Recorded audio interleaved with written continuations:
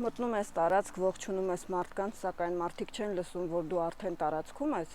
դու խոսում ես այնպես, որպեսզի մարդիկ քեզ չնկատեն եւ աննկատ զբաղեցնում ես քո տեղը, սա նշանակում է, որ դու չես ցանկանում տվյալ տարածքում աչքի ընկնել կամ մարդկանց ուշադրությունը գրավել։ Ողջույն, ես Սեդա Ավետիսյանն եմ, հանրային խոսքի մասնագետ, թվային հոգեբան։ Խոսքի եւ ձայնի միջոցով օգնում եմ մարդկանց հաջողելու հանձնական ու գործնական կյանքում,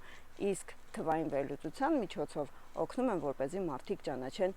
իրենց եւ իրենց առաքելությունը իմանան, որն է կյանքում։ Եվ այսպես, եթե դուք մտել եք տարածք, բարևել եք մարդկանց եւ մարդիկ չեն նկատել, որ դուք արդեն տարածքում եք, անհրաժեշտ է տիրապետել հաղորդակցական գործիքների հմտություններին։ Եթե ունենաք այս հմտությունները, այլևս ձեզ ավելորդ չեք զգա եւ ցանկացած միջավայրում կկարողանաք ինքնավստահ բարձրաձայնել, թե դուք ով եք, ինչ եք կատարում, որ ոլորտում եք գործունեություն ծավալում եւ ինչ տեսլական ունեք։ Կգրավեք մարդկանց ուշադրությունը եւ կկարողանաք հաջողությամբ ավարտել տվյալ հանդիպումը կամ շփումը։ Ընդհանրապես անհրաժեշտ է 6 շաբաթ, գիտելիքներ, որոնք կքայլեն ձեզ հետ մի ամբողջ կյանք։ Ավելին, կկարողանաք փոխանցել նույնիսկ տան անդամներին եւ իրենք էլ կկարողանան իրենց առօրյայում ներառել նշված գործիքները։